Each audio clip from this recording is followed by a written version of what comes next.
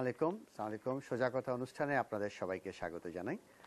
দেশে এবং বিদেশে বসে যারা দেশ টিভির এই অনুষ্ঠান দেখছেন তাদের সকলকে আমাদের শুভেচ্ছা।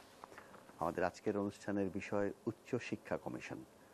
এই অনুষ্ঠানে অংশগ্রহণ করার জন্য যারা স্টুডিওতে আমন্ত্রিত হয়েছেন তাদের সঙ্গে আপনাদের পরিচয় করিয়ে দিই। আমার বাঁদিকে রয়েছেন প্রফেসর আব্দুল মান্নান, চেয়ারম্যান বাংলাদেশ বিশ্ববিদ্যালয় মঞ্জুরি কমিশন, এবং তার পাশে রয়েছেন প্রফেসর নজরুল ইসলাম, সাবেক চেয়ারম্যান বাংলাদেশ বিশ্ববিদ্যালয় মঞ্জুরি কমিশন।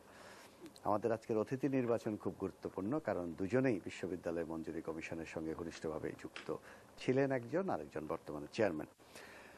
প্রিয় দর্শক, আপনারা নিশ্চয় লক্ষ্য করেছেন যে কয়েকদিন আগে বিশ্ববিদ্যালয় মঞ্জুরি কমিশনের একটি অনুষ্ঠানে মাননীয় প্রধানমন্ত্রী শেখ হাসিনা ঘোষণা করেছেন যে দেশে শীঘ্রই উচ্চশিক্ষা কমিশন গঠন করা হবে।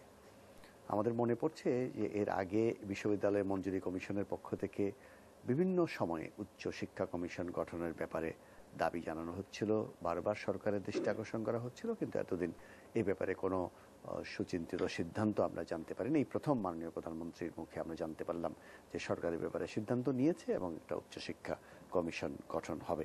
তবে বলাই বাহুল্য যে এখনো পর্যন্ত আমাদের কাছে খুব স্পষ্ট ধারণা নেই উচ্চশিক্ষা কমিশনটা কী ধরনের প্রতিষ্ঠান হবে। আমরা বিশ্ববিদ্যালয় মঞ্জুরি কমিশনকে মোটামুটি বুঝতে পেরেছি, দীর্ঘদিন ধরে কাজ করছে, কিন্তু উচ্চশিক্ষা কমিশন সম্পর্কে এখনো কোনো ধারণা নাই। আমি প্রথমে প্রফেসর আব্দুল মান্নানকে বলবো যে এই বিষয়ে সূত্রপাত করার জন্য। জি, ধন্যবাদ। উচ্চশিক্ষা কমিশন নিয়ে গত 6 জানুয়ারি মাননীয় শিক্ষামন্ত্রী তার দপ্তরে আমরা যে একটা অনুষ্ঠান করলাম, বড় অনুষ্ঠান, প্রধানমন্ত্রীর স্বর্ণপদক, যেটা ইউজিসি স্বর্ণপদক, যেটা নামকরণ করা হয়েছে প্রধানমন্ত্রীর স্বর্ণপদক, প্রাইম মিনিস্টার গোল্ড মেডেল।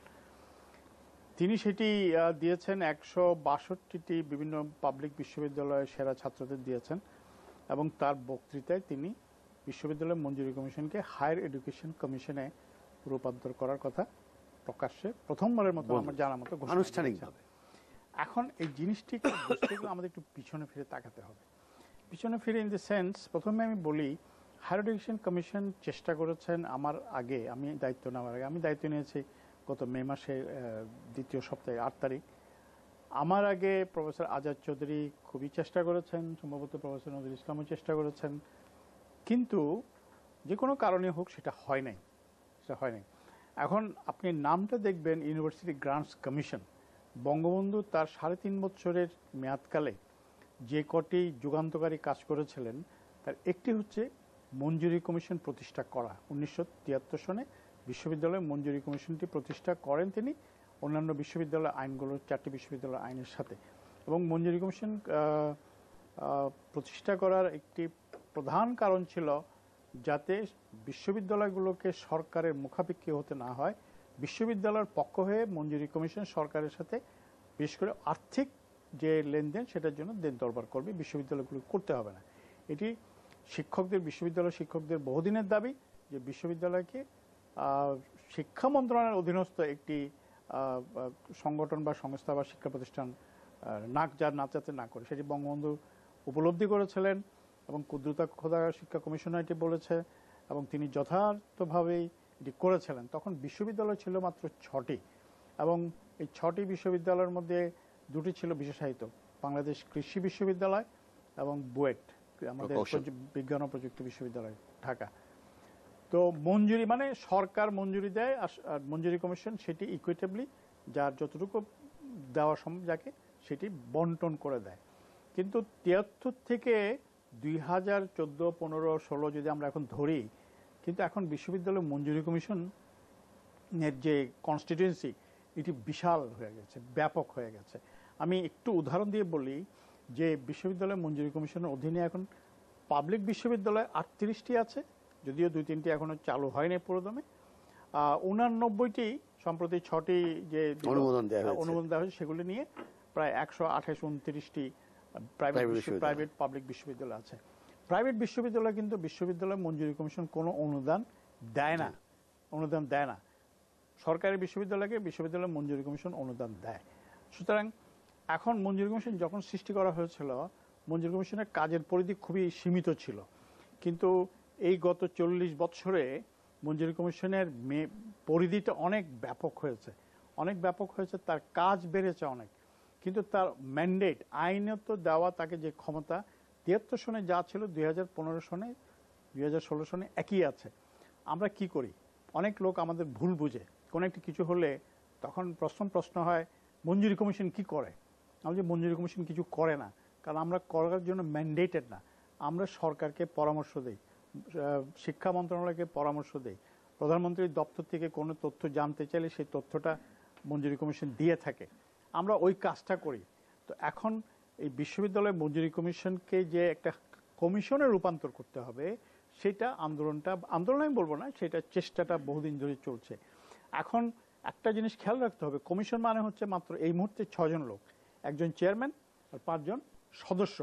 আমরা কিন্তু আসছি একটি নির্দিষ্ট মেয়াদের জন্য, সেটা হচ্ছে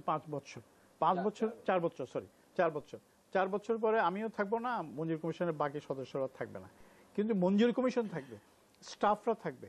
আমরা চাই যে কমিশনটাকে আরো ক্ষমতাশালী করা, শক্তিশালী করা, যাতে শুধু এখন যে আমরা মঞ্জুরি দিচ্ছি না সেই জায়গায় থেমে না থেকে আমরা overall higher sector tertiary level এডুকেশনটাকে মনিটর করতে পারি, প্রয়োজনে পরামর্শ দিতে পারি, প্রয়োজনে তাদের বিরুদ্ধে যারা আইন ভঙ্গ করে তাদের ব্যবস্থা নিতে পারি, যেটা আমরা এখন করতে পারি না, এবং সেটা বহুদিন ধরে চেষ্টা করছে। আশা করছি যেহেতু এবার আমরা সবসময় মাননীয় প্রধানমন্ত্রীর দিকে তাকিয়ে থাকি, এবার যেহেতু মাননীয় প্রধানমন্ত্রী বলেছেন, আশা করব যে এইবারের চেষ্টাটা অন্তত শিক্ষা মন্ত্রণালয় যেটা আমরা এটা ড্রাফট আমরা দিয়েছি, ড্রাফট আমার কাছে আছে, যেহেতু এটা পাবলিক ডকুমেন্ট এখন ওইভাবে হয় না, আমি এটা পুরো বলতে পারছি না, যেহেতু আমরা দিয়েছি, মাননীয় প্রধানমন্ত্রী এটা তার ভাষণে বলেছেন, আমরা আশা করছি এবার প্রত্যাশিত একটি ফল আমরা পাবো। ধন্যবাদ প্রফেসর আব্দুল মান্নান। প্রফেসর নজরুল ইসলাম, আপনি উচ্চশিক্ষা কমিশনকে কিভাবে দেখছেন? ধন্যবাদ আপনাকে। প্রফেসর আব্দুল মান্নান যেভাবে বললেন, মনে হয় জিনিসটা পরিষ্কার হয়ে গেছে অনেকটাই, যে আমরা এখন বিশ্ববিদ্যালয় মঞ্জুরি কমিশন, এই যে 73 সনে বঙ্গবন্ধুর উপদেশে এবং নির্দেশে তৈরি হয়েছিল, সেটি এখনও বিশ্ববিদ্যালয় মঞ্জুরি কমিশন। ওই 6টি পাবলিক ইউনিভার্সিটি এখন 38টি বা 39টি গ্রান্ট দেয়, অনুদান দেয়, সেই জন্য নামটাও ছিল গ্র্যান্টস কমিশন। এবং এটা নতুন কিছু নয়, এটা গ্রেট ব্রিটেনে ছিল, সেইটারই অনেক দেশে আছে, এবং আমাদের দক্ষিণ এশিয়ায়, ভারতে তো অবশ্যই আছে, শ্রীলঙ্কায়, পাকিস্তানে, ফিজিতে, নেপালে, ফিজিতে, থাইল্যান্ডে গিয়ে হায়ার এডুকেশন কমিশন। তো এখন গ্র্যান্টস কমিশন থেকে ইউনিভার্সিটি হায়ার এডুকেশন কমিশন, এটা আরেকটা কারণে এখন তো 6টা থেকে বিশ্ববিদ্যালয় 38টি ব্যাপক পাবলিক সরকারি বিশ্ববিদ্যালয়। পাশাপাশি এই যে 1992 সন থেকে শুরু করে আজ পর্যন্ত আজকে হলো 89টি প্রাইভেট বিশ্ববিদ্যালয়। এই ধারণা তো আগে ছিল না। এখন প্রাইভেট, যেটি প্রফেসর মান্নান বললেন, প্রাইভেট বিশ্ববিদ্যালয়ে যেহেতু গ্র্যান্টস কমিশন বা সরকার কোনো অনুদান দেয় না, অর্থ বরাদ্দ করে না, তাহলে গ্র্যান্টস কমিশন তাকে কিভাবে তদারকি করবে? গ্র্যান্টস কমিশনের আওতার মধ্যে কিন্তু প্রাইভেট ইউনিভার্সিটি ছিল না, মূল আইনে এখনো নেই। বরং প্রাইভেট ইউনিভার্সিটি আইন যেটা 2010, বেসরকারি বিশ্ববিদ্যালয় আইন 2010, সেইখানে গ্র্যান্টস কমিশনের নাম এসেছে, যে প্রাইভেট বিশ্ববিদ্যালয়ের অনুমোদন নিতে হলে ইউজিসির মাধ্যমে যেতে হবে। সেই হিসাবে ইউজিসি বা গ্র্যান্টস কমিশন, মঞ্জুরি কমিশন, প্রাইভেট ইউনিভার্সিটির উপরে একটা কর্তৃত্ব রাখে। তো তাহলে কি গ্র্যান্ট দেয় প্রাইভেট, মানে মঞ্জুরি কমিশন? শুধু তাদের পরিচালনার অনুমোদনের জন্য সুপারিশ গ্র্যান্ট করে, আর এর বেশি কিছু না, অর্থ দেয় না। তো যাই হোক, এখন হায়ার এডুকেশন কমিশন, উচ্চশিক্ষা কমিশন, মানে ইউনিভার্সিটি লেভেল, কলেজ লেভেল, এটার নাম হায়ার এডুকেশন কমিশন হতে পারে, অথবা বিকল্প নাম আমরা চিন্তাও করেছিলাম, ইউনিভার্সিটিজ কমিশন। ইউনিভার্সিটিগুলো নিয়ে একটা কমিশন, কিন্তু মিল রাখার জন্য এটা হায়ার এডুকেশন কমিশন। কাছেই পাকিস্তান, থাইল্যান্ড, এই ধরনের দেশগুলোতে হায়ার এডুকেশন কমিশন আছে। ইউকেতে কিন্তু আর এখন গ্র্যান্টস কমিশনও নেই, এখন অন্য ধরনের কোয়ালিটি অ্যাসুরেন্স। আমরা যেটাকে গ্র্যান্টস কমিশন ভাবি এরকম না। ভারতে কিন্তু গ্র্যান্টস কমিশন অনেক শক্তিশালী। হ্যাঁ, শক্তিশালী, আমরা সেই মডেলটাই এখনো ধরে আছি। তো গ্র্যান্টস এই হায়ার এডুকেশন কমিশনটা হওয়াটা অত্যন্ত আবশ্যক এখন, এই দুই কারণে, প্রাইভেট ইউনিভার্সিটি আসার কারণে, ব্যাপকতা বাড়ার কারণে। যখন শুরু হয়েছিল একজন চেয়ারম্যান 2 জন সদস্য, পরবর্তীকালে একজন চেয়ারম্যান 5 জন স্থায়ী সদস্য 4 বছর মেয়াদের, এবং একটি ফুল কমিশন যেটি যারা পার্ট টাইমার, তারা শুধু সভায় আসেন, দৈনন্দিন কাজকর্ম কিন্তু মাননীয় চেয়ারম্যান এবং তার 5 জন সদস্য 6 জন এরাই করেন। তো যাই হোক, এখন কর্মতৎপরতা অনেক বেড়ে গেছে, ছাত্র সংখ্যা অনেক বেড়েছে, বিশ্ববিদ্যালয় 31 লক্ষ, বিশাল।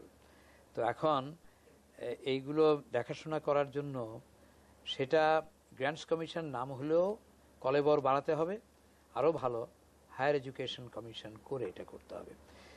হায়ার এডুকেশন কমিশন বলি, বিশ্ববিদ্যালয় কমিশন বলি, যাই বলি, আসলে এটাকে আরো কার্যকর করতে হবে, শক্তিশালী করতে হবে, সেই প্রসঙ্গে আমরা পড়ে ক্ষমতাবান করতে হবে। ধন্যবাদ। তা না হলে তো নামের সার্থকতা থাকবে না। ধন্যবাদ অধ্যাপক নজরুল ইসলাম। প্রিয় দর্শক, এটা খুবই ইন্টারেস্টিং যে 1973 সনে ইউনিভার্সিটি গ্রান্টস কমিশন হয়েছিল যখন পাবলিক বিশ্ববিদ্যালয় ছিল 6টি, আর বর্ষ পরিক্রমায় পাবলিক বিশ্ববিদ্যালয়ের সংখ্যা 38টি, এবং তখন প্রাইভেট বিশ্ববিদ্যালয়ের কোনো অস্তিত্ব ছিল না, সুযোগও ছিল না।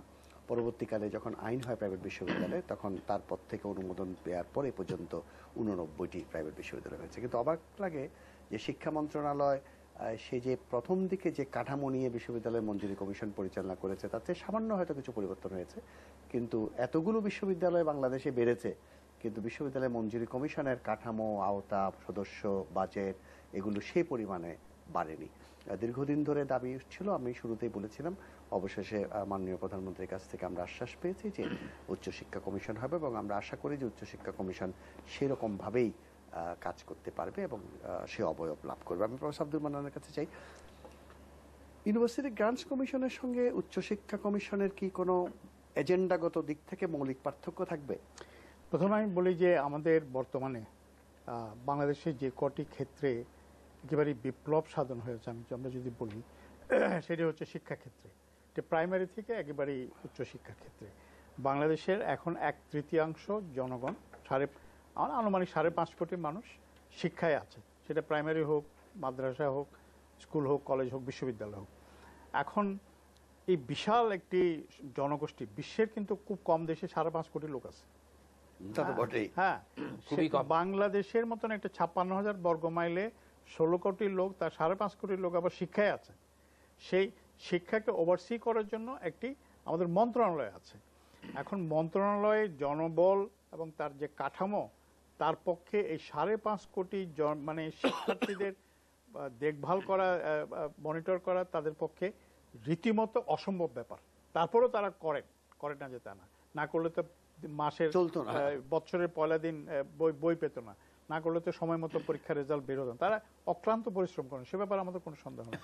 আমরা বলেছি যে বিশ্ববিদ্যালয় মঞ্জুরি কমিশনের নামটা চেঞ্জ করে, শুধু নাম চেঞ্জ না, তার পুরো কাঠামোগত স্ট্রাকচার, এজেন্ডা, আইন পরিবর্তন করে হায়ার এডুকেশন কমিশনকে শুধুমাত্র একটা পরামর্শক কমিশন বা একটা সংস্থা না রেখে একে ক্ষমতা দেওয়া, একে আরো শক্তিশালী করা, আরো বাজেট দেওয়া, আরো জনবল দেওয়া, যাতে তারা হায়ার এডুকেশন যারা দেয় বিশ্ববিদ্যালয়গুলো। আর একটা জিনিস বলতে আমরা দুজনে কেউই বলি নাই, 2010 বিশ্ববিদ্যালয় প্রাইভেট বিশ্ববিদ্যালয় আইনে ক্রস বর্ডার হায়ার এডুকেশন নামে আরেকটি বিষয় অন্তর্ভুক্ত করেছে।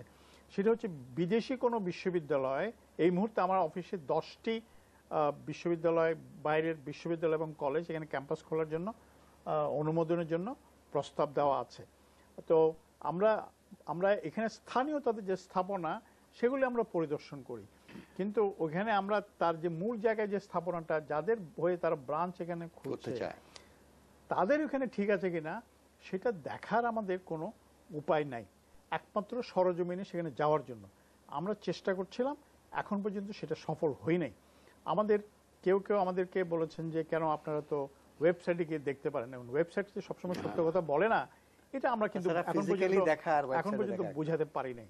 কেউ কেউ বলেন যে আমাদের এমবেসিগুলোতে গিয়ে বলেন, এমবেসি তো অনেক কাজ, একটা এমবেসিতে একটা দেশে অনেক কাজ, আপনার শিক্ষার কলেজে আছে না বিশ্ববিদ্যালয়ে আছে সেটা দেখা তাদের পক্ষে সম্ভব হবে না। তো আমরা চেষ্টা করছি সরকারকে, মন্ত্রণালয়কে বোঝানোর জন্য এটা সরজমিনে যাওয়ার দরকার আছে, আশা করি বুঝবে। এখন যেটি হবে, একটা ফোন আছে, এটা একটু কাইন্ডলি নিয়ে নি। যে প্রিয় দর্শক, একজন বন্ধু টেলিফোনে আছেন, তার কথা একটু শুনে নিন। হ্যালো।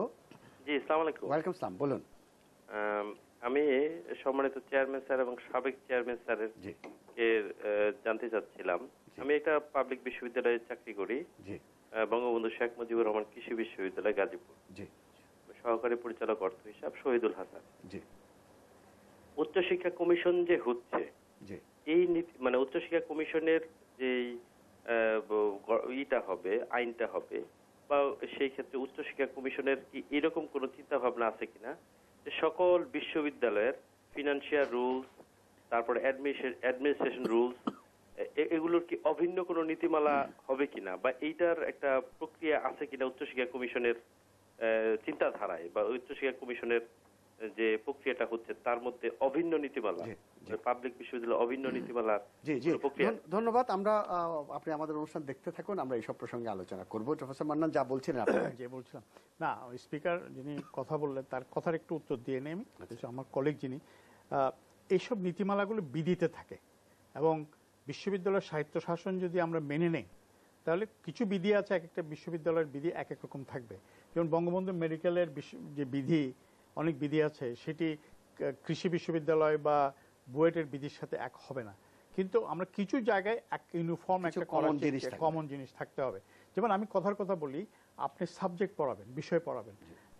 আমরা এখন বলছি যে বাংলাদেশের ইতিহাস, সে মেডিকেলে পড়ুক আর কৃষিতে পড়ুক, তাকে বাংলাদেশের জন্মের ইতিহাস জানতে হবে, তাকে একটা ল্যাঙ্গুয়েজ কম্পিটেন্সি তার থাকতে হবে।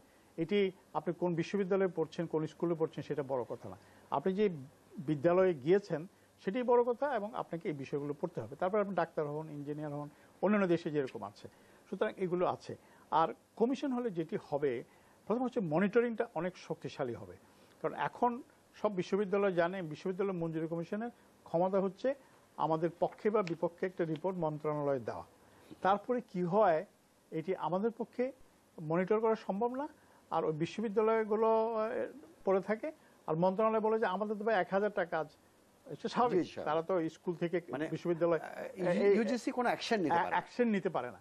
হ্যাঁ, আমরা চাপ দিতে পারি, তাদেরকে দরখাস্ত দিতে পারি, কি বলে যে প্রজ্ঞাপন জারি করতে পারি, এটা করবেন না, এটা করবেন না, তারা করতে থাকে, কিন্তু এটা অ্যাকশন নেওয়ার মালিক কিন্তু শিক্ষা মন্ত্রণালয় বাস্তব কারণে এটা করতে পারে না। এই দায়িত্বগুলো যদি মঞ্জুরি কমিশনের কাছে দিয়ে দেয় বা উচ্চশিক্ষা কমিশনের কাছে দিয়ে দেয়, আইন করে দিয়ে দেয়, তাহলে উচ্চশিক্ষা কমিশন অনেক বেশি শক্তিশালী হবে। আমরা একটা কথা বলি, কমিশন, যেটা আমি প্রথমে বলেছি যে কমিশন, সেটা আমরা বিশ্ববিদ্যালয় মঞ্জুরি কমিশন হোক বা হায়ার এডুকেশন কমিশন হোক, যদি পরবর্তীকালে মাননীয় প্রধানমন্ত্রী যেটা বলেছেন, বা নির্বাচন কমিশন হোক, কমিশন কিন্তু একটা সময়ের জন্য আসে, কিন্তু তারা চাই যে তারা যে প্রতিষ্ঠানটি আছে সেটাকে শক্তিশালী করা। আমরা নির্বাচন কমিশনকে শক্তিশালী করতে বলি, দুর্নীতি দমনকে শক্তিশালী করতে বলি, আমরা একইভাবে হায়ার এডুকেশন কমিশন যদি হয় সেটাকে শক্তিশালী করতে বলি, মানে কার্যকর, নখ দন্তহীন বাঘের মতন না। আমরা চাই যে আমরা আমাকে অনেকে বলে যে ভাই আপনি এটাকে বন্ধ করে দেন না কেন? ভাই, আমাদের বন্ধ করা তো ইউনিভার্সিটি গ্রান্টস কমিশনের কাজ না। ইউনিভার্সিটি গ্রান্টস কমিশনের কাজ হচ্ছে আপনি আইন কানুনটা মেনে চলছেন কিনা সেটা দেখা, না মানলে আপনাকে হুঁশিয়ার করে দেওয়া, তারপরে না মানলে আমরা শিক্ষা মন্ত্রণালয়কে বলা, শিক্ষা মন্ত্রণালয় আপনার বিরুদ্ধে প্রয়োজনীয় ব্যবস্থা নেবেন, সেটা আমরা প্রত্যাশা করি, কিন্তু অনেক সময় সেটা হয় না। ধন্যবাদ অধ্যাপক আব্দুল মান্নান। প্রিয় দর্শক, আমাদের এখন একটা সংক্ষিপ্ত বিরতি নিতে হবে। বিরতির পর আবার ফিরে আসবো আমাদের আলোচনায়, আশা করি আমাদের সঙ্গে থাকবেন।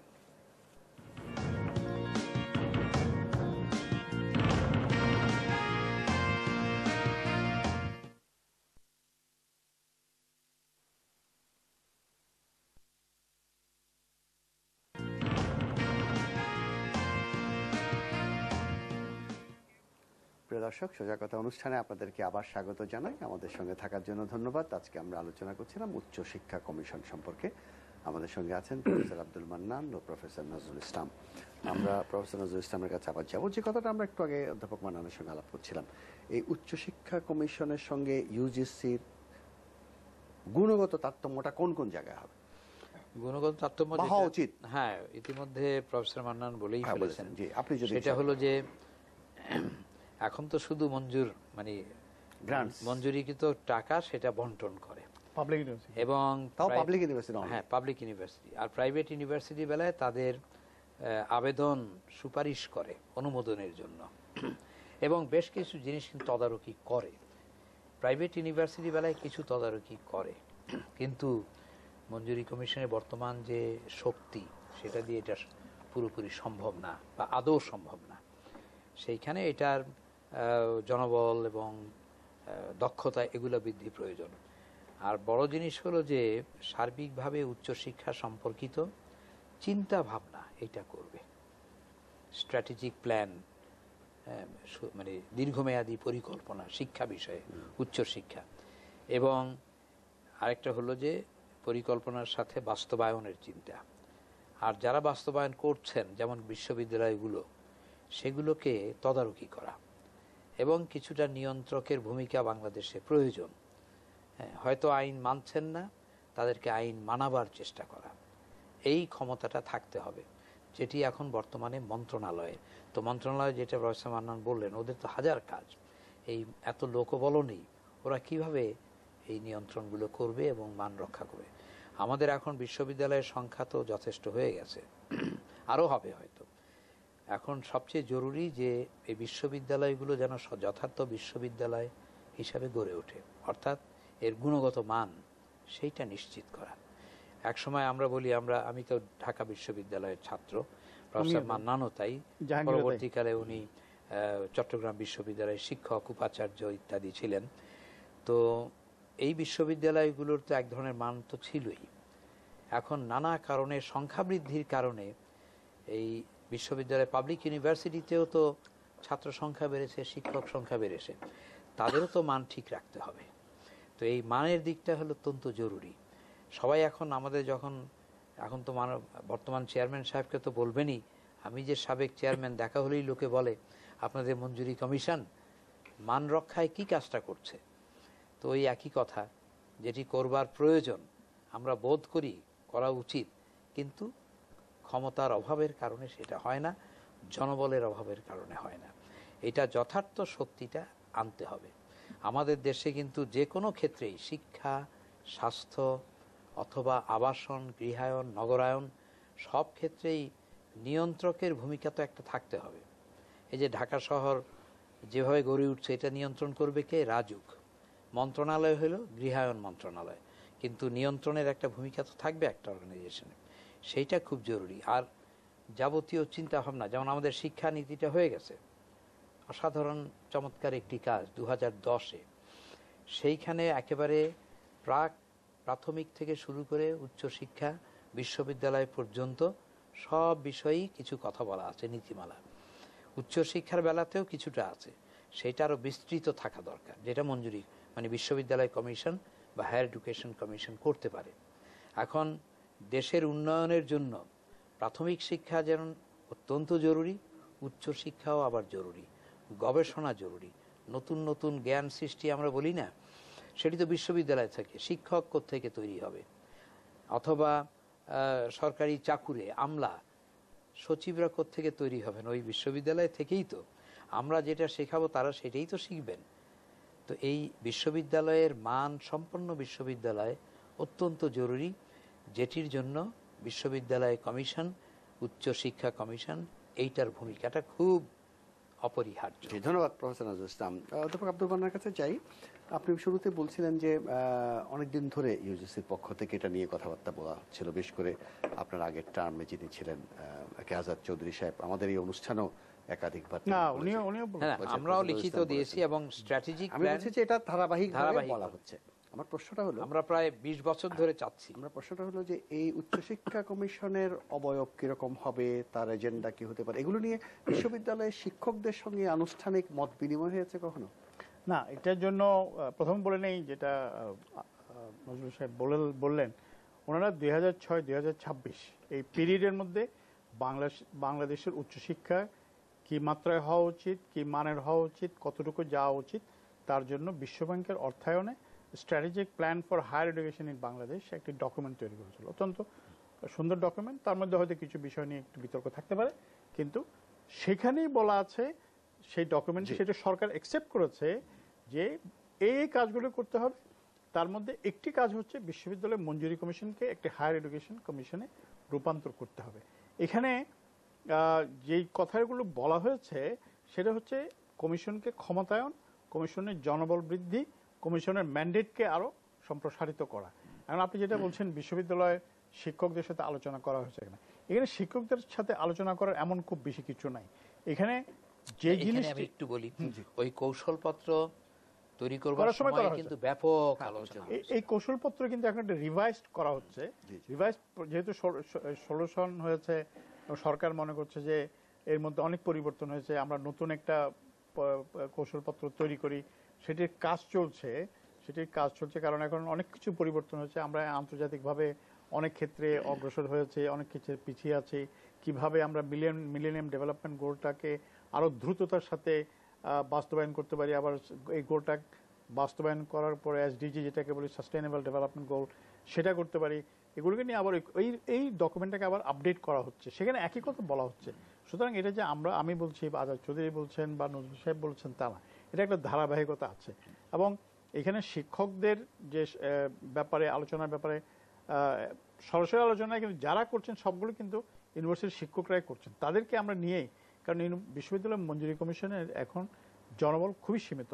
আপনি শুনলে অবাক হবেন, আমরা 128 বা 29টি বিশ্ববিদ্যালয়কে ওভারসি করার কথা, 31 লাখ ছেলে মেয়ে পড়ে, কিন্তু বিশ্ববিদ্যালয় মঞ্জুরি কমিশনের জনবল এই মুহূর্তে একেবারে ক্লাস 4 এমপ্লয়ি থেকে শুরু করে আমি পর্যন্ত, মানে চেয়ারম্যান পর্যন্ত 253 জন মানুষ, ড্রাইভার সব মিলে বিশাল একটা কর্মযোগ্য সামাল দেওয়ার আমরা চেষ্টা করি। এটা অবশ্য আমি চেয়ারম্যান থাকতেই আমরা 2010-11 একটা বর্ধিত আকার চিন্তা করেছিলাম, সেটা হলো 419 না 419 একটা অনেক চিন্তা করেছেন, কিন্তু এখন আমাদের যে কাঠামো আরো বেশি দরকার, সেইটাতে আমরা আরেকজন বাড়তি মানুষ নিলেও কিন্তু আমরা বসতি জায়গা দিতে পারবো না। এই বিল্ডিং এ হবে না। যাই হোক, আমরা পাশে একটা জমি চেয়েছি, সেটি মন্ত্রী মহোদয় এক ধরনের আমাদের গৃহায়ণ মন্ত্রী, উনি কিছুটা রাজি হয়েছেন, কিন্তু আবার যেহেতু যেটা হয় একটা আমলাতান্ত্রিক জটিলতার মধ্যে পড়ে, কি হবে আল্লাহ জানে। এটা আমি খুব যে আশাবাদী সেটা আমি এই মুহূর্তে বলতে পারছি না। তবে আমরা যদি এই মঞ্জুরি কমিশনটাকে স্ট্রাকচারটা চেঞ্জ করতে পারি, আইনটা চেঞ্জ করতে পারি, আমি দৃঢ়ভাবে বিশ্বাস করি যে মঞ্জুরি কমিশন এখন যে কাজগুলো করার চেষ্টা করছে, হায়ার এডুকেশন কমিশন হলে অন্তত উচ্চশিক্ষার ক্ষেত্রে নাম বদনাম সুনাম দুর্নাম যা আছে সেগুলোকে এক জায়গায় এনে আমরা দুর্নামগুলোকে গুছিয়ে আমরা সুনামের দিকে উচ্চশিক্ষায় নিয়ে যেতে পারবো। এখন যে কথায় কথায় মানুষে বলে যে প্রাইভেট ইউনিভার্সিটিগুলো সার্টিফিকেট বিক্রি করে, আমি এটা অস্বীকার করবো না যে কিছু কিছু প্রাইভেট ইউনিভার্সিটি করে, কিন্তু তারা করলেও আমরা তাদেরকে ওয়ার্নিং দিতে পারি, তাদেরকে বলতে পারি ভাই আপনি এই কাজটা করছেন, ঠিক করছেন না। আবার কদিন পরে আমরা তাদেরকে একটা চিঠি দেই, আবার আমরা মন্ত্রণালয়ে লিখি, তারপর ওখানে শেষ। কিন্তু সে যে কাজটি করছে সেই কাজটি করছে। এরকম ভুরি ভুরি উদাহরণ আছে। আবার অনেকগুলো প্রাইভেট বিশ্ববিদ্যালয় আছে খুবই ভালো করছে, এবং আমার দৃঢ় বিশ্বাস যে এই বিশ্ববিদ্যালয়গুলোকে একটু পরিচর্যা করলে আগামী 10, 12, 15 বছর পরে এগুলো একটা এই অন্তত বিশ্বমানের আমি বলবো না, এই আঞ্চলিকভাবে এই বেল্টের মধ্যে সেরা বিশ্ববিদ্যালয় হতে পারে, এবং বাংলাদেশের সরকারি বিশ্ববিদ্যালয় কিন্তু অনেক উঁচু মার্গে চলে যেতে পারে। এখন আমরা কিন্তু সেই কাজগুলো তদারক করতে পারছি না। পরামর্শ দেই, পরামর্শ শুনলো, পরামর্শ তো শুনলাম, আমি আপনাকে পরামর্শ দিলাম, আপনার না শুনলাম আমি কি করবো, কিছু করতে পারবো। ধন্যবাদ। এখন একই হচ্ছে। ধন্যবাদ ইসলাম।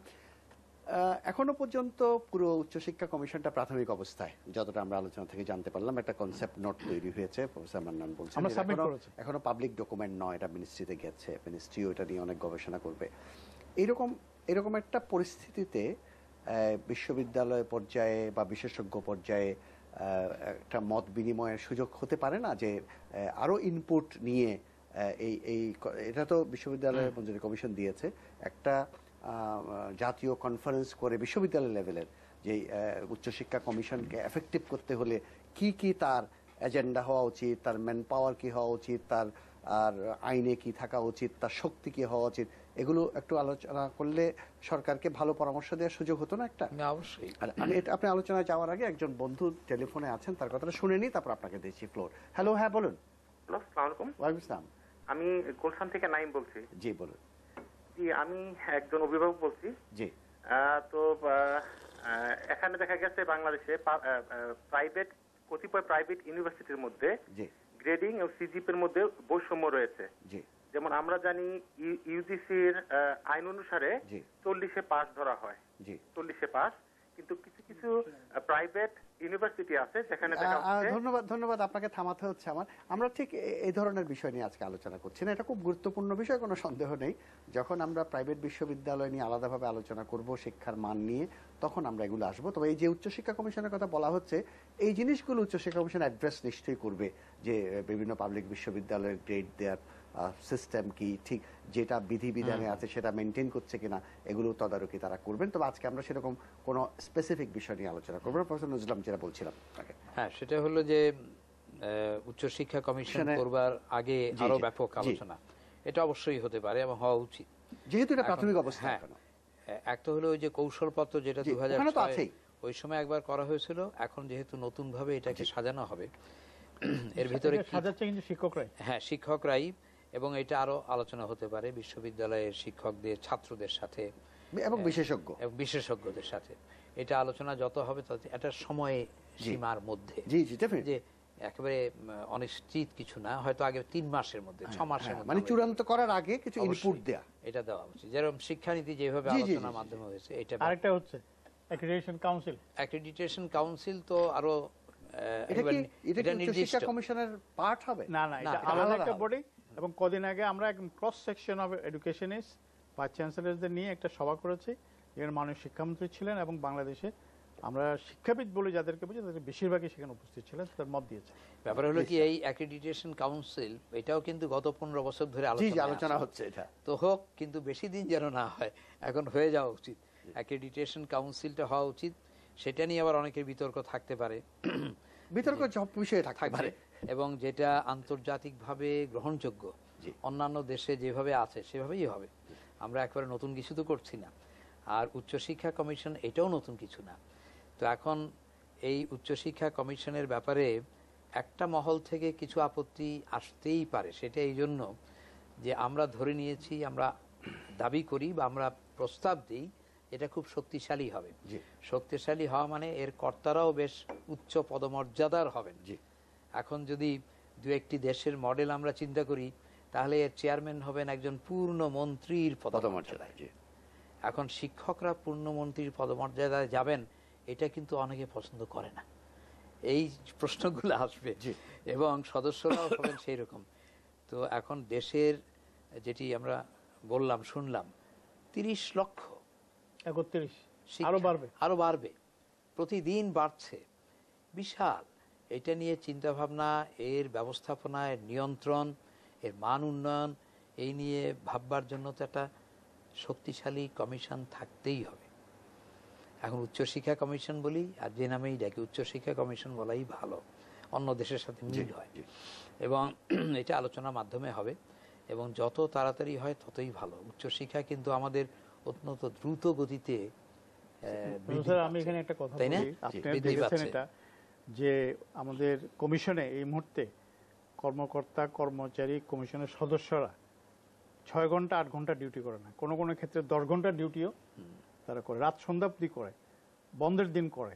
সুতরাং ওভারওয়ার্ক, টোটাল ওভারওয়ার্ক। যেমন আমার কমিশনে এখন ইউজিসিতে, ইউনিভার্সিটি গ্রান্টস কমিশনে 3 জন সদস্যর মেয়াদ শেষ হয়ে গেছে, নাই, হয়তো আসবে, কিন্তু সেই 3 জনের কাজও আমাকে করতে হয়, আমার কাজও আমাকে করতে হয়। আমি সকালে যাই, সন্ধ্যার আগে, রাতের আগে কখনো ফিরতে পারি না। আমার অনেক অফিসার উইকেন্ডও কাজ করে। এটা এত সময় লাগছে কেন? এটা তো আমি বলতে পারবো না, এটা দেওয়ার মালিক সরকার। হ্যাঁ, তো উইকেন্ডও কাজ করে। আমার এই যে প্রধানমন্ত্রীর গোল্ড মেডেল দেওয়া হলো, সেখানে তো কোনো কোনো কর্মকর্তা আছে রাত 12টা-1টা অবধি কাজ করেছে। সুতরাং তাদেরকে আমি ধন্যবাদ দেই, বাহবা দেই। তারা অজস্র পরিশ্রম করে, কিন্তু তাদের যে আবার ক্ষমতা সেটা এতই সীমিত, ওই পরিশ্রম করে সেই পরিশ্রমের জন্য তার জন্য একটু বাবা পাওয়া উচিত, সেটাও আমরা ঠিক মতো তাকে দিতে পারি না। জি, ধন্যবাদ প্রফেসর মান্নান। প্রফেসর নুরুল ইসলাম, এই প্রফেসর মান্নানের কথা সূত্র ধরে বলছি, দুটো বিষয়। একটা হলো উচ্চশিক্ষা কমিশন হলে তারা উচ্চশিক্ষার মান নিয়ন্ত্রণে যথাযথ ভূমিকা পালন করতে পারবে কিনা, আর যে কোনো প্রাইভেট বা পাবলিক বিশ্ববিদ্যালয়ে নিয়মের ব্যতিক্রম কিছু করলে তাদের ব্যাপারে অ্যাকশন নিতে পারবে কিনা। এই দুটো না হলে তো উচ্চশিক্ষা কমিশনের না, এটা তো হতেই এফেক্টিভনেস এর কোনো এটা কিছু হতেই থাকবে না। হবে। এবং আমরা বেশি দূরে না, যদি খালি ভারতের দিকে তাকাই, জি, তাদের ইউনিভার্সিটি গ্র্যান্টস কমিশন যেই ক্ষমতা আছে এবং প্রয়োগ করতে পারে, সেটি আমরা পারছি না এখনো। 2 সপ্তাহ আগে 65টা বিশ্ববিদ্যালয় বন্ধ করে দিয়েছে কোথায়? গ্রান্টস কমিশন ভারতে। 65। খুবই কার্যকর, এই ক্ষমতাটা দেওয়া উচিত। তা না হলে ওই নামকা আসতেই হবে। সেজন্য বলছি আমি ক্ষমতাটাকে দুটো জায়গায় নিয়ে আসতেছি। একটা হলো যে শিক্ষার মান নিয়ন্ত্রণ, এটাই বড়। বড় এক নম্বর। 2 নম্বর কথা হচ্ছে যে কাজ করবে অঙ্গীকার করে তারা বিশ্ববিদ্যালয় চালু করেছে, সেই কাজগুলো করছে কিনা যথাযথভাবে সেটা মনিটরিং করা, এবং না করলে অ্যাকশন নেওয়া, তাদের নিজের ওয়াদা তারা মানছে কিনা এবং অ্যাকশন নেওয়া, না অ্যাকশন নিলে। নেওয়া। এই যে একটু আগে প্রফেসর মান্নান বলছেন যে তারা শুধু শিক্ষা মন্ত্রণালয়কে সুপারিশ করতে পারে, এবং শিক্ষা মন্ত্রণালয় অনেক কাজের মধ্যে কাজ হারিয়ে যাচ্ছে। হ্যাঁ, কাজে প্রাইভেট স্বাভাবিক। বিশ্ববিদ্যালয় আবার ইউজিসি কে গুরুত্ব দেওয়ার কারণ চূড়ান্তভাবে নাই। মন্ত্রণালয়ও ব্যর্থ হয়, কারণ ওই বিশ্ববিদ্যালয়ে মামলা করে দেয়, তো আইনের প্যাচে তখন এটা স্টে অর্ডারে চলে যায়। এবং স্টে অর্ডারে এই মুহূর্তে কমপক্ষে 5-6টি বিশ্ববিদ্যালয় চলছে, এবং এটা আমরা বলেছি যে স্টে অর্ডার নিয়ে চলতেছে, কিন্তু চলছে তো। এবং ওই মামলাগুলো আমরা কোর্টে তুলি, এটারও একটা বিহিত হওয়া দরকার। জি জি জি জি। বিহিত হওয়া দরকার। আচ্ছা, আরেকটা প্রসঙ্গে যাচ্ছি আমি। এই যে আপনারা বেশ কয়েকটা দেশের এক্সাম্পল দিলেন, একটু আগে ইন্ডিয়ার কথা বললেন, তো সেই সব দেশে এটা কি মন্ত্রণালয়ের অধীন প্রতিষ্ঠান থাকে না স্বায়ত্তশাসিত প্রতিষ্ঠান থাকে? এটা অধিকতর স্বায়ত্তশাসিত, অনেক বিষয়। অধিকতর। তো এটাই তো বেসিক জিনিস। পাকিস্তান আমাদের কোনো ভালো মডেল না অনেক ব্যাপারেই, জি। কিন্তু এই ব্যাপারে একটা ভালো মডেল। তারা কিন্তু উচ্চশিক্ষা কমিশন খুবই শক্তিশালী। এবং না, শুধু পাকিস্তান না, ভারতে, থাইল্যান্ডে, ফিজিতে ভাই ইউনিভার্সিটি আছে 2টা, ছোট দেশ যাই হোক, কয়টা লোক আছে সেখানে হায়ার এডুকেশন কমিশন আছে উইথ ভেরি স্ট্রং পাওয়ার। হ্যাঁ, ওরা প্রথম থেকেই একটা কথা আমি বলিনি যে কেউ মনে করে হায়ার এডুকেশন কমিশন, ওদের যদি হায়ার এডুকেশন কমিশন করি আমাদের প্রতি ক্ষমতা কমে যাবে। এখানে ক্ষমতা কমার আর বাড়ার কোনো ব্যাপার নেই, এখানে একটা দায়িত্বটা দেওয়ার একটা ব্যাপার আছে। এক অর্থে তো শিক্ষা আসলে মন্ত্রণালয় এই প্রসঙ্গে আরেকটু বলা যায়, অনেক দেশে কিন্তু মন্ত্রণালয় 2টা হয়। একটা হলো হায়ার এডুকেশন, মানে General স্কুল কলেজ, আর হলো হায়ার এডুকেশন। আমাদের তো প্রাথমিক শিক্ষা মন্ত্রণালয় আছে, আমাদের দেশে প্রাথমিক শিক্ষা মন্ত্রণালয় আলাদা। খুব ভালো, এটা গুরুত্ব দেওয়া দরকার ছিল। আরেকটা থাকা উচিত উচ্চ শিক্ষা, তো 3টা দরকার নাই। জি জি, কাজে সেটা আবার হবে না, সেটা ঠিক নাই। সুতরাং হায়ার আমরা এডুকেশন কমিশন মন্ত্রণালয় চাই না, কমিশনটা দিলে অনেক সমস্যার সমাধান না। আমি যেটা আপনি বলার সময় বলতে চাচ্ছিলাম যে মন্ত্রণালয়ের তো আসলে খুশি হওয়া উচিত উচ্চশিক্ষা কমিশন হলে, না, যে তাদের একটা বিরাট বোঝা। জাহাঙ্গীর, এখানে আমি একটা কথা বলি, আমাদের মাননীয় শিক্ষামন্ত্রী খুবই সাপোর্টিভ, আমাদের মাননীয় প্রধানমন্ত্রী খুব সাপোর্টিভ। আমি খুবই আশাবাদী, যেহেতু এই 2জন ব্যক্তি সাপোর্টিভ, বাকিরা বাধা দিতে চাইলেও তারা যে কোনো মুহূর্তে যে কোনো বিষয়টা ওভাররুল করতে পারে। সুতরাং আমি আশাবাদী, এটা ওনার সময় শুরু হয়েছিল। আজাদ চৌধুরী অনেক চেষ্টা করেছেন, অধ্যাপক আজাদ চৌধুরী, আমিও চেষ্টা করে যাচ্ছি। আমি অন্তত মাননীয় প্রধানমন্ত্রীকে দিয়ে এটা বলাতে পেরেছি, উনি রাজি হয়েছেন, হায়ার এডুকেশন কমিশন করবেন, এটা প্রসেসে আছে, এটা বলেছেন পাবলিকলি। এটা আমাদের জন্য একটি বিরাট পাওনা বলে মনে করি, অন্তত এই মুহূর্তে। আমরা আনুষ্ঠানিকভাবে মাননীয় প্রধানমন্ত্রীকে ধন্যবাদ দেই যে তিনি হায়ার এডুকেশন কমিশনের পক্ষে মত দিয়েছেন এবং এক ধরনের কমিটমেন্ট, মত দেওয়া মানে কমিটমেন্ট। কিন্তু আমার আশঙ্কাটা হচ্ছে হয়তো হায়ার এডুকেশন কমিশন হবে, সবকিছু হবে, কিন্তু ওই নখদন্তহীন হবে বলে আমার আশঙ্কা। যদি তা হয় তাহলে কিন্তু এই হায়ার এডুকেশন কোনো মানে হয় না। আশঙ্কা কিন্তু অমূলক না। হ্যাঁ, তাহলে কোনো প্রয়োজন নেই, কিন্তু না, এটা খরচা বাড়বে, শুধু খরচা বাড়বে এবং একটা সাইনবোর্ড বাড়বে। যেটা হয় অনেক ক্ষেত্রে, আমি এই ক্ষেত্রে বলছি না, যখন কোন একটা মন্ত্রণালয়ে কোন একটা আইনের খসড়া যায়, সব জায়গায় সবসময় আইনের খসড়া যায়, এটা যাদেরকে এটা পড়তে দেওয়া হয়, যাদেরকে এটা রিভিউ করতে দেওয়া হয়, অনেক সময় they are not the right person, ওরা সঠিক ব্যক্তি না, সে ওই সম্পর্কে কিছু জানে না, তাকে ওটা দেওয়া হয়। তো সেটা সে যা তার মতো করে এটাকে ঢেলে চেষ্টা করে, হ্যাঁ, কমেন্ট করে, তো এইটাই আলটিমেটলি সেই টিকে যায়। কিন্তু যে এত কষ্ট করে এটাকে তৈরি করলো, সেটা ভূমি হইতে পারে, সেটা শিক্ষা হইতে পারে, সেটা স্বাস্থ্য হইতে পারে, সব জিনিসটাই ভেস্তে গেল আর কি। এই জন্যই বোধহয় জাহাঙ্গীর যেটা বললেন না, সবার সাথে আলোচনা করে জি হচ্ছে জি কিনা। তখন কতগুলো জিনিস সামনে চলে হ্যাঁ, আসবে। আরেকটা হয় কি জনমত সিস্টেম, এক্স্যাক্টলি, আমি কিন্তু জনমতের উপর গুরুত্ব দিচ্ছি এবং এটা রেকর্ডেড থাকবে যে এডুকেশন এটা সেক্টরে কোনো স্বার্থান্বেষী মহল চায় না, না এডুকেশন সেক্টরের লোকরা এইভাবেই উচ্চশিক্ষা কমিশনকে ভিজুয়ালাইজ করছে, সেই এটা রেকর্ডেড থাকবে। এখন এর ব্যত্যয় যদি শিক্ষা মন্ত্রণালয় করতে পারে, কিন্তু সেটা কেউ প্রশংসা করবে না। ধন্যবাদ অধ্যাপক আব্দুল মান্নান, ধন্যবাদ অধ্যাপক নজরুল ইসলাম। প্রিয় দর্শক, আমাদের নির্ধারিত সময় শেষ হয়েছে। আমরা আজকে আলোচনা করছিলাম উচ্চশিক্ষা কমিশন। এটা বাংলাদেশের জন্য একটা নতুন কথা। বাংলাদেশের শিক্ষাঙ্গনের লোকরা এটার সঙ্গে পরিচিত ছিলেন না। অন্যান্য দেশের উচ্চশিক্ষা কমিশন সম্পর্কে তাদের হয়তো আইডিয়া ছিল, কিন্তু যেহেতু বাংলাদেশে দীর্ঘকাল 73 থেকে এ পর্যন্ত বিশ্ববিদ্যালয় মঞ্জুরি কমিশনেই পরিচালিত হয়েছে, কাজেই বাংলাদেশের উচ্চশিক্ষা প্রতিষ্ঠানের সঙ্গে যুক্ত সকল ব্যক্তি ইউনিভার্সিটি গ্রান্টস কমিশনকেই চিনেছে এই কাজে। কিন্তু একটা উচ্চশিক্ষা কমিশন যদি সত্যি সত্যি কার্যকর প্রতিষ্ঠান হিসেবে সরকার প্রতিষ্ঠা করে, তাহলে শিক্ষার গুণগত মান এবং শিক্ষা প্রতিষ্ঠানগুলো যদি কোনো অন্যায় কাজ করে, নিয়ম বহির্ভূত কাজ করে, তাদের বিরুদ্ধে যথাযথ অ্যাকশন নেওয়ার জন্য একটা অত্যন্ত কার্যকর প্রতিষ্ঠান হতে পারে উচ্চশিক্ষা কমিশন। তবে শিক্ষা মন্ত্রণালয় বা সরকার কি রকম উচ্চশিক্ষা কমিশন করবে সেটা আমরা এখনো জানি না। তবে আমরা যে প্রস্তাবটা করছি অনুষ্ঠানের পক্ষ থেকে, বিশ্ববিদ্যালয় মঞ্জুরি কমিশনের উদ্যোগে একটা জাতীয় সম্মেলন হতে পারে, এটার ব্যাপারে জাতীয় সেমিনার হতে পারে, যেখানে শিক্ষা সংশ্লিষ্ট সকল বিশেষজ্ঞ, সকল উপাচার্য, সিনিয়র শিক্ষকরা, শিক্ষাবিদরা এসে এই উচ্চশিক্ষা কমিশনকে তারা কিভাবে দেখতে চান সেটা প্রস্তাব করতে পারেন, যেটা সরকারের কাজে সহায়ক হতে পারে। আজকের অনুষ্ঠান আমরা এখানে শেষ করছি। সবাইকে অনেক ধন্যবাদ। খুদা হাফেজ।